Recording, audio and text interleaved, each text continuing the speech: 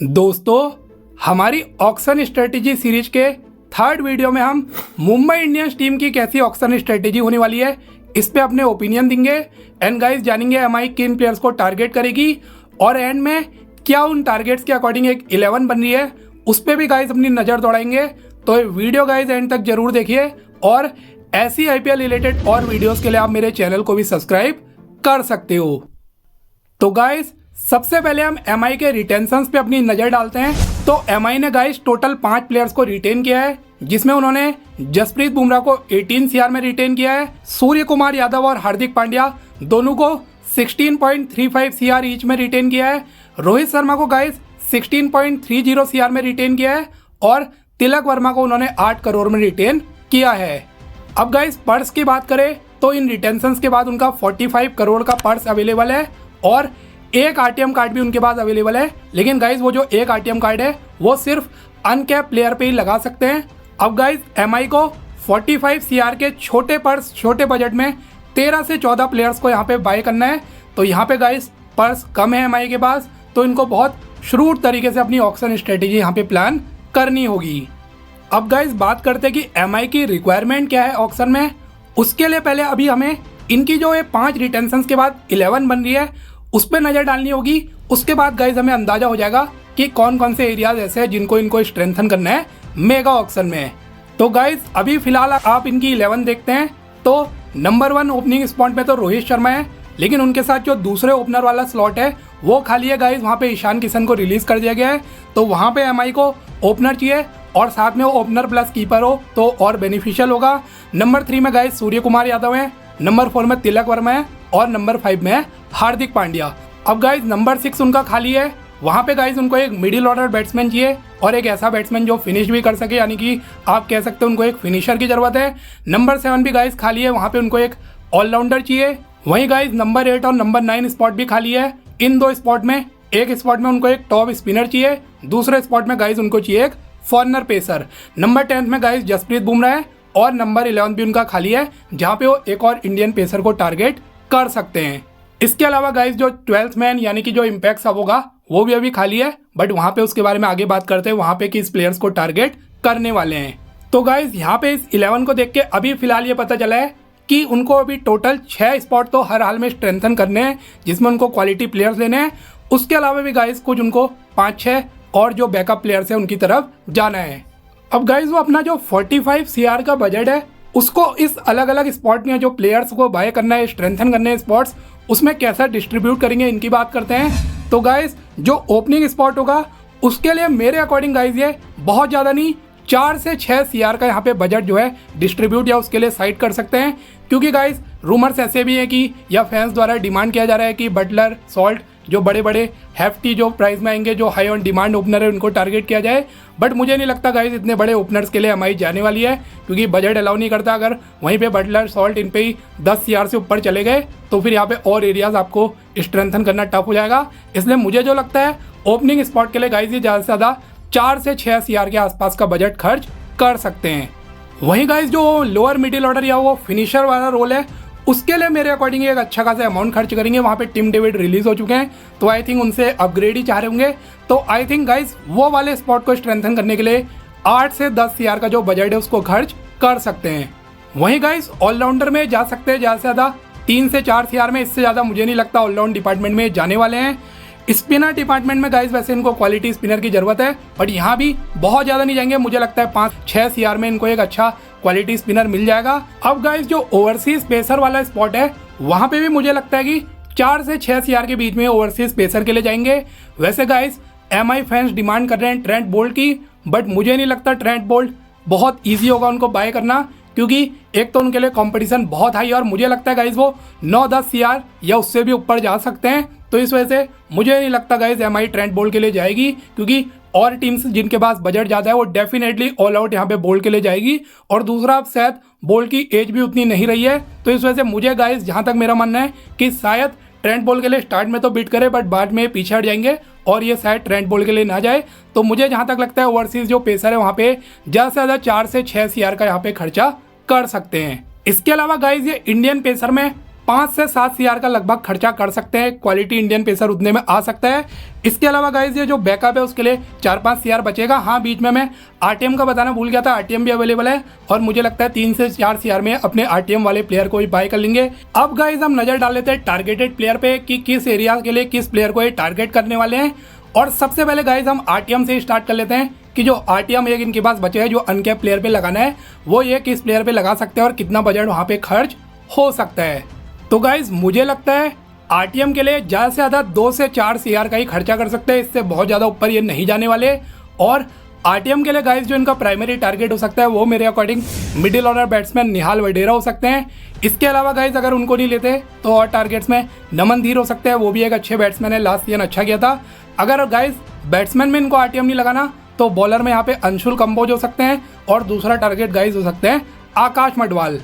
But guys फिलहाल मुझे जो लगता है ये अपना आरटीएम निहाल वडेरा पे यूज़ करेंगे और उनको 4 सीआर के लगभग के अमाउंट में आरटीएम से वापस से अपनी टीम में जोड़ सकते हैं।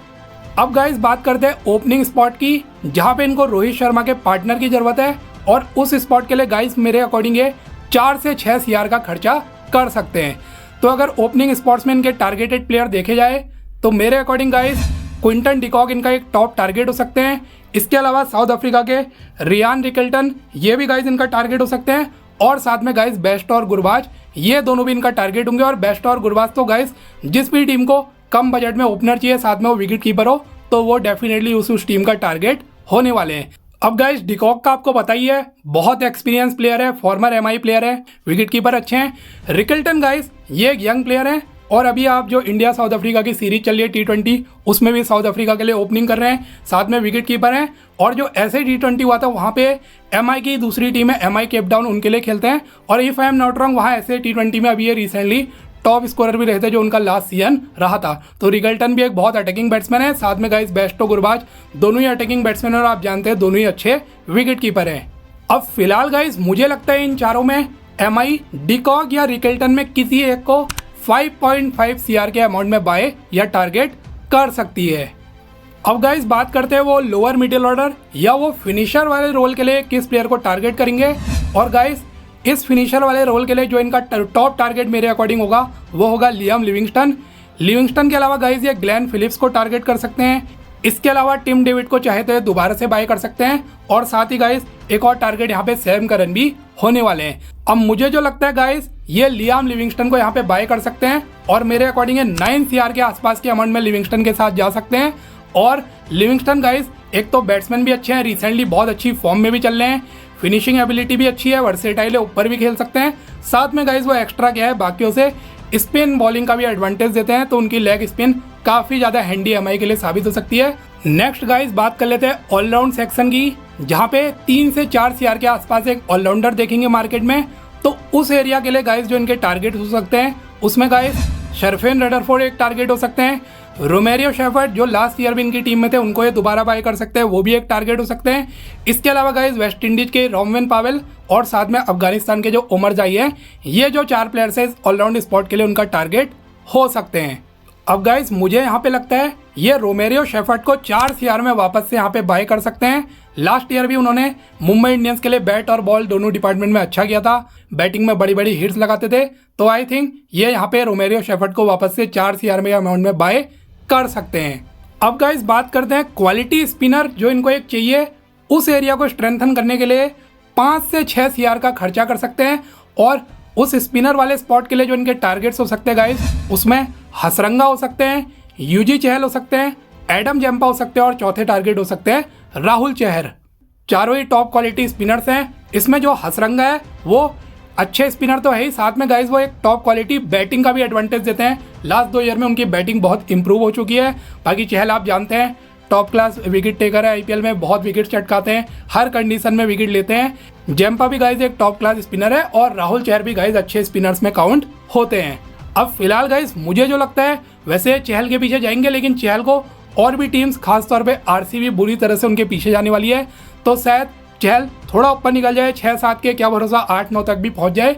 इस वजह से गाइस मुझे लगता है ये हसरंगा को यहाँ पे बाय कर सकते हैं और उनको ये 6 सीआर में यहाँ पे बाय कर सकते हैं। अब गाइस बात करते हैं ओवरसीज पेसर डिपार्टमेंट में किसको टारगेट कर सकते हैं, और वहाँ पे मेरे अकॉर्डिंग ये 4 से 6 CR का खर्चा करने वाले हैं। अब आपने मोस्टली देखा होगा MI जो लेफ्ट आर्म पेसर होते हैं गाइस, वो इनकी स्क्वाड में हमेशा रहते ही रहते हैं। लास्ट ईयर भी गाइस आपने देखा होगा ल्यूक वुड थे, एक मफाका करके प्लेयर थे। तो यहाँ पे मुझे ऐसा लगता है ओवरसीज पेसर डिपार्टमेंट में वही लेफ्ट आर्म पेसर को ही टारगेट करने वाले हैं। बोल्ट जैसा मैंने स्टार्टिंग में बताया इनकी रीच से दूर हो जाएंगे गाइस, उनके पीछे बहुत सी टीम जाएगी। तो मुझे फिलहाल जो इनके टारगेट्स लग रहे हैं 4 से 6 CR में ओवरसीज पेसर के, उसमें गाइस फजल हक फारूकी मुझे एक बहुत अच्छा इनका टॉप टारगेट लग रहे हैं। इसके अलावा नंड्रे बर्गर हो सकते हैं गाइस, वो भी लेफ्ट आर्म पेसर हैं। मार्को यानसन हो सकते हैं, और वैसे कोटजिया लेफ्ट आर्म पेसर नहीं है, लेकिन अगर इस अमाउंट में मिलते हैं तो लास्ट ईयर उनका MI के लिए अच्छा ही है, कोटजिया के लिए भी इस ओवरसीज पेसर डिपार्टमेंट में जा सकते हैं। अब गाइस मुझे लगता है ये फजल हक फारूकी के यहाँ पे 4 CR में बाय कर सकते हैं। बहुत अंडररेटेड बॉलर है, लास्ट 1-2 सीजन से SRH में थे, उनको मौके नहीं मिले थे, लेकिन अपनी नेशनल टीम अफगानिस्तान के लिए उनका परफॉर्मेंस बहुत अच्छा रहा। वर्ल्ड कप जो T20 वर्ल्ड कप हुआ उसमें जॉइंट टॉप विकेट टेकर थे वो अर्शदीप के साथ। डेथ ओवर्स में भी बॉलिंग करते हैं, पावर प्ले में भी बॉलिंग करके विकेट चटकाते हैं। तो मुझे लगता है गाइज ये फारूकी को 4 CR में यहाँ पे बाय कर सकते हैं। नेक्स्ट गाइज बात करते हैं इंडियन पेसर ये कौन सा टारगेट कर सकते हैं, जहाँ पे 5 से 7 करोड़ का खर्चा कर सकते हैं। और मुझे जो यहाँ पे इनके टॉप टारगेट्स लग रहे हैं उसमें गाइज मुकेश कुमार हो सकते हैं, आवेश खान हो सकते हैं, और इसके अलावा गाइज प्रसिद्ध कृष्णा हो सकते हैं। तीनों ही गाइज मिडिल ओवर्स में अच्छी बॉलिंग करते हैं, विकेट चटकाते हैं, और तीनों ही गाइज डेथ ओवर में बॉलिंग करने में भी केपेबल हैं, और बुमराह के साथ एक अच्छा पेयर बना सकते हैं। फिलहाल गाइज आवेश थोड़ा सा इस बजट से महंगे जा सकते हैं, 5 से 7 CR से, उनके पीछे कंपटीशन ज़्यादा हो सकता है। तो गाइज मुझे ऐसा लगता है मुकेश कुमार को 5.5 CR में बाय कर सकते हैं, और मुकेश कुमार का लास्ट ईयर दिल्ली में काफ़ी अच्छा परफॉर्मेंस रहा था, तो वो इस स्पॉट के लिए एक परफेक्ट ऑप्शन उनके लिए हो सकते हैं। अब गाइज अपने इन सभी की एरियाज़ को स्ट्रेंथन करने के बाद भी उनके पास 5 से 7 CR का लगभग जो है बजट बच सकता है, जिसमें गाइज वो बैकअप ले सकते हैं। कुछ यंग इंडियन प्लेयर जो कि अलग अलग जगह जो लीग्स चल रही है वहाँ अच्छा कर रहे हैं इंडिया के अंदर ही, उनको टारगेट कर सकते हैं। कुछ गाइस ओवरसीज बैकअप बॉलिंग में या मिडिल ऑर्डर में अलग अलग पोजीशन में ओपनिंग में एक आध बैकअप ले लिया, तो इन एरियाज़ को स्ट्रेंथन करने में लगाएंगे, और शायद अपने कुछ यंग प्लेयर्स को दोबारा टारगेट भी करें ऑक्शन में, जैसे नमन धीर का लास्ट ईयर जितने भी मौके मिले अच्छा किया था, अंशुल कंबोज और भी कुछ आकाश मडवाल में भी। तो इन प्लेयर्स को भी हो सकता है दोबारा से इस जो बाकी बजट बच रहा है उसमें बाय कर सकते हैं।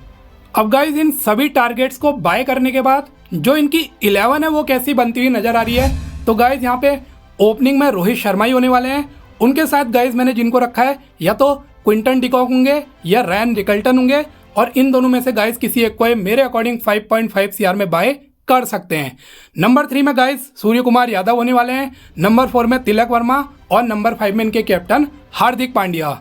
नंबर 6 में गाइज मेरे अकॉर्डिंग ये लियाम लिविंगस्टन को 9 CR में बाय करने वाले हैं। नंबर 7 में गाइज ये रोमेरियो शेफर्ड को वापस से 4 CR में बाय कर सकते हैं। नंबर 8 में गाइज स्पिनर हसरंगा होंगे, जो कि उनको गाइज ये 6 CR में बाय कर सकते हैं। नंबर 9 में गाइज मुकेश कुमार को 5.5 CR में बाय कर सकते हैं। नंबर 10 में गाइज जसप्रीत बुमराह होंगे, और नंबर 11 में गाइज ये फजल हक फारूकी को 4 CR में बाय कर सकते हैं। इसके अलावा गाइस 12th मैन या जो इम्पैक्ट प्लेयर होंगे वो मेरे अकॉर्डिंग होंगे निहाल वडेरा, जिन पे RTM यूज़ करके 4 CR में उनको बाय कर सकते हैं। तो गाइस ओवरऑल अगर ये सभी टारगेट्स मीट कर लेते हैं तो जो इनकी 11 है वो काफ़ी वेल बैलेंस्ड नज़र आ रही है। तो गाइस मेरे अकॉर्डिंग कुछ ऐसी हो सकती है MI की ऑक्शन स्ट्रेटजी। अगर आपको वीडियो पसंद है तो लाइक कीजिए। ऐसी और टीम्स की ऑक्शन स्ट्रेटजी या और IPL रिलेटेड वीडियोज़ के लिए आप चैनल को भी सब्सक्राइब कर सकते हो।